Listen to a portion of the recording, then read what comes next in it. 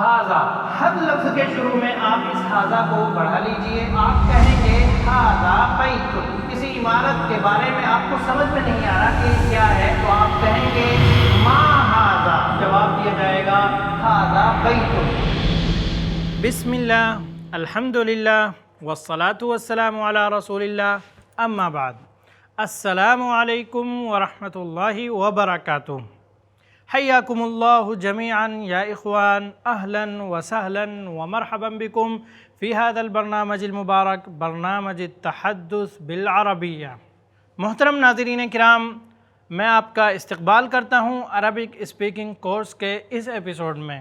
پیارے ناظرین، اب تک ہم نے سیکھا کہ دو لفظوں کو آپس میں ملا کر کس طریقے سے سینٹنسز بنائے جاتے ہیں اور کس طریقے سے انہیں اپنے روزمرہ کی گفتگو میں استعمال کیا جا سکتا ہے. آج سے ہم اسٹارٹ کرنے والے ہیں 3 لفظی جملے، جس میں 3 لفظوں کو استعمال کیا جائے گا. پہلا لفظ تو وہی رہے گا جیسے اس سے پہلے بھی ہم نے استعمال کیا ہے، لیکن جملے کا جو دوسرا حصہ ہے اس میں کچھ تبدیلی آنے والی ہے. تو بنے رہیں ہمارے ساتھ، وہ تبدیلی کیا آنے والی ہے ہم آپ کو بتانے جا رہے ہیں. سب سے پہلی تبدیلی تو یہ آئے گی کہ جو جملے کا دوسرا حصہ ہوگا اس میں 2 لفظ استعمال ہوں گے، ایک حرف ہوگا اور دوسرا اسم ہوگا. تو آئیے مزید وضاحت کے لیے میں بورڈ پر کچھ الفاظ لکھوں گا، ان کے معنی بتاؤں گا، پھر اس کے بعد بیچ میں ہم حرف لگا کر جملہ کمپلیٹ کریں گے.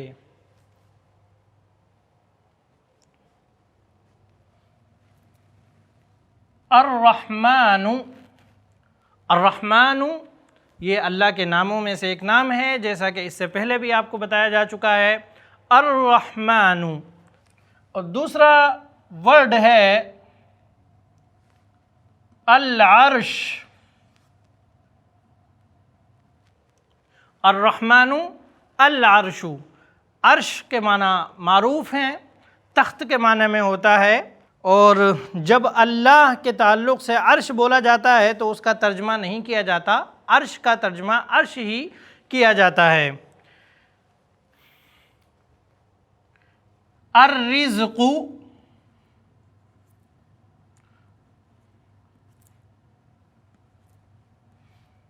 اللہ.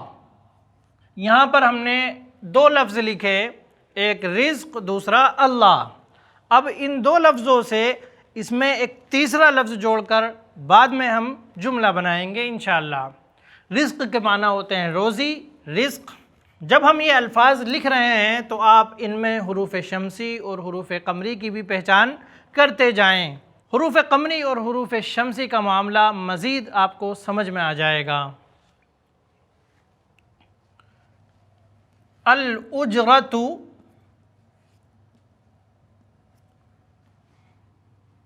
حامد. حامد.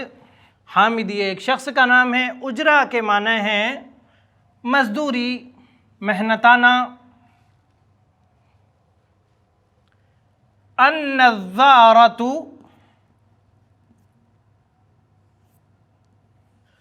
نظارۃن کے معنی ہوتے ہیں عینک، جسے چشمہ بھی بولا جاتا ہے، جو آنکھ پر لگائی جاتی ہے، عینک. النظارۃ عینک. العین. العین اس کے معنی ہوتے ہیں آنکھ. عین یعنی آنکھ، آنکھ.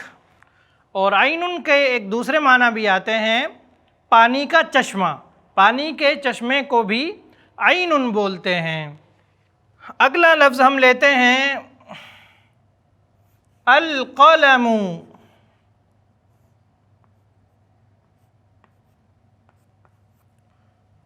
المکتب. مکتب کے معنی ہے ٹیبل، ڈیسک. القلم المکتب، یہ 2 الفاظ ہو گئے.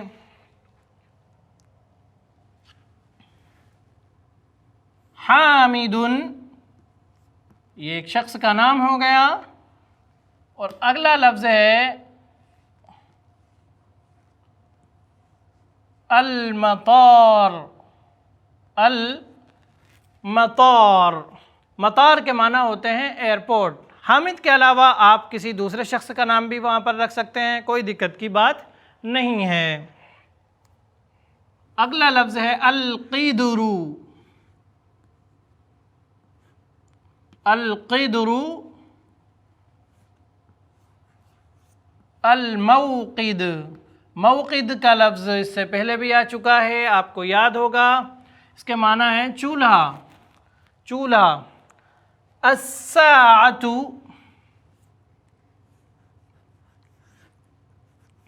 الساعۃ، ساعتن کے معنی ہوتے ہیں گھڑی، اور ساعتن وقت کو بھی بولتے ہیں، اور دیکھا جائے تو اردو میں بھی گھڑی کا شبد وقت کے معنی میں بھی بولا جاتا ہے۔ اسی طریقے سے عربی میں ساعتن اس گھڑی کو بھی بولتے ہیں جو ہاتھ میں باندھی جاتی ہے یا جو دیوار پر ہوتی ہے، اور ساعتن کے معنی وقت کے بھی آتے ہیں۔ اور الساعۃ یہ قیامت کے ناموں میں سے ایک نام بھی ہے۔ دوسرا لفظ ہے جس کو لے کر ہم جملہ بنائیں گے الجدار، الجدار، جدار کے معنی ہوتے ہیں دیوار، وال، دیوار۔ خالد،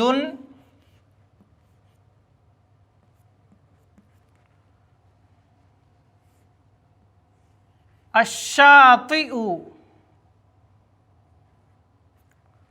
یہ حروف شمسی میں سے ہے شین، اس لیے یہاں پر لام کو پڑھا نہیں گیا۔ خالد یہ ایک شخص کا نام ہے۔ شاطئون کے معنی ہوتے ہیں سمندر کا کنارہ، بیچ، بیچ کو عربی میں شاطئون کہتے ہیں۔ الشاطئ یعنی بیچ، سمندر کا کنارہ۔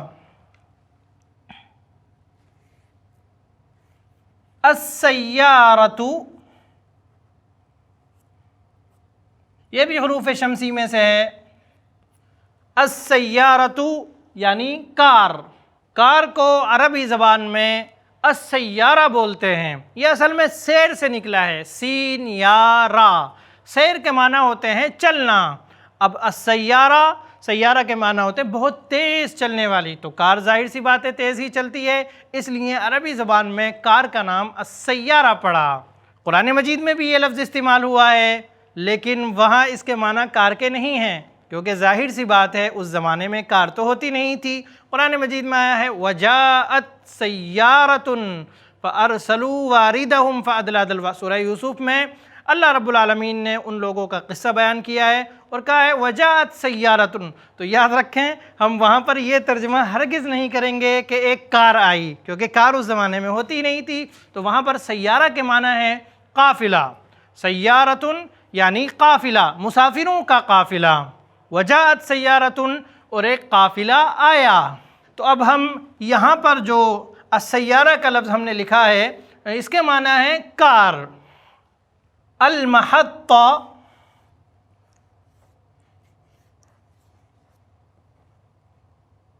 المحطہ، المحطۃ، محطۃن کے معنی ہوتے ہیں اسٹیشن، محطۃن کے معنی ہوتے ہیں اسٹیشن۔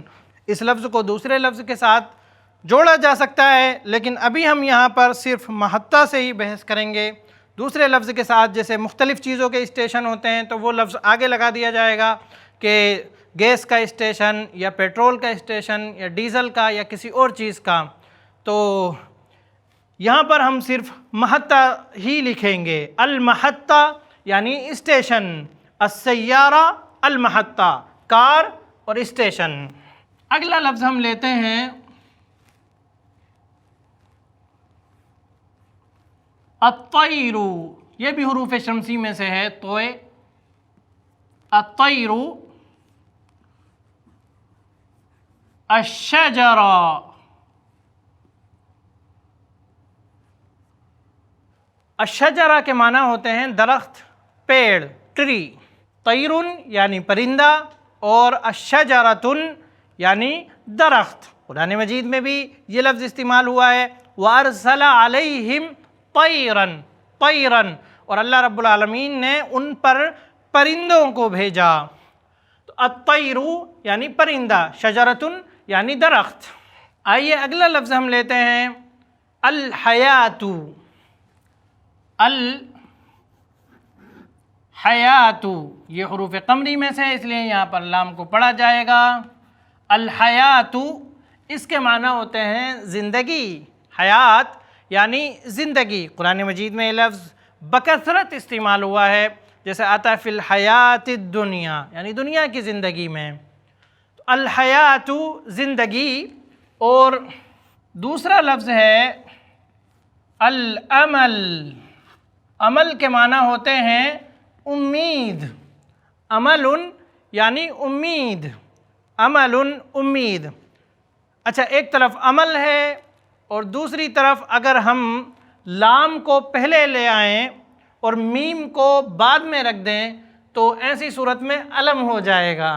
کتنا فرق ہو جاتا ہے ایک لفظ کو ادھر اور ادھر کر دینے سے۔ عمل یعنی امید اور علم یعنی درد، تکلیف، پریشانی، دکھ، علم۔ یہاں پر ہم نے لکھا ہے العمل، اس کے معنی ہوتے ہیں امید۔ اگلا لفظ ہے الغلام۔ آپ اس کے معنی جانتے ہیں، پہلے بتایا جا چکا ہے۔ غلام یعنی لڑکا۔ الدراجہ،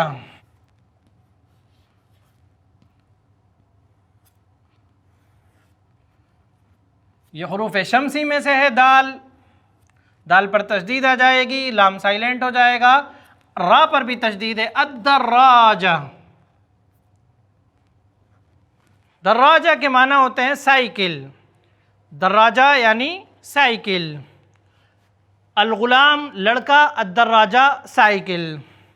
آئیے اب ہم اگلا لفظ لیتے ہیں المہندس۔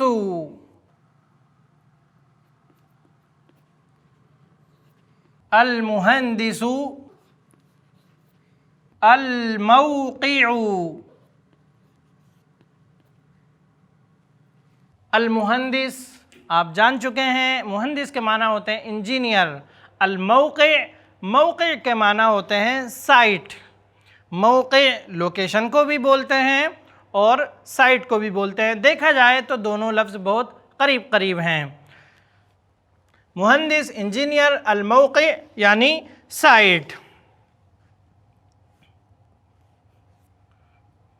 اگلا لفظ ہے الرأس۔ الرأس، الوسادۃ۔ الوسادہ، راسن کے معنی ہوتے ہیں سر، ہیڈ، اور وسادتن کے معنی ہوتے ہیں تکیہ، جس پر سر رکھ کر سویا جاتا ہے یا لیٹا جاتا ہے۔ تو راسن یعنی سر اور وسادتن یعنی تکیہ۔ قرآن مجید میں بھی راسن کا لفظ آیا ہے۔ تو یہ چند الفاظ ہیں آج جن کو لے کر ہم جملے بنانے والے ہیں، سینٹنسز بنانے والے ہیں۔ اور سینٹنسز بنانے کے لیے آپ کو بہت زیادہ محنت نہیں کرنی ہے، صرف ہمیں یہ کرنا ہوگا کہ جو ہم نے جوڑے جوڑے الفاظ لکھے ہیں ان کے بیچ میں آپ کو صرف ایک حرف بڑھانا ہوگا، صرف ایک لفظ بڑھانا ہوگا، جسے اصطلاح میں عربک گرامر کے حساب سے حرف بولا جاتا ہے۔ تو آپ گیس کر سکتے ہیں کہ وہ لفظ کیا ہو سکتا ہے۔ وہ لفظ ہے علی، جس کے معنی ہوتے ہیں پر، یعنی کسی چیز کے اوپر۔ ایک تو پر وہ ہوتا ہے پر، پرندوں والا پر، لیکن یہاں علی سے مراد ہے کسی چیز کے اوپر پر۔ جیسے انگلش میں آن استعمال ہوتا ہے، آن the table, on the chair, ویسے ہی عربی زبان میں علی کا استعمال ہوتا ہے۔ آئیے اب ہم دونوں لفظوں کے بیچ میں صرف علی کو رکھ کر جملہ بنانے کی پریکٹس کرتے ہیں، لیکن اس سے پہلے چند باتوں کا خیال رکھنا بہت ضروری ہے۔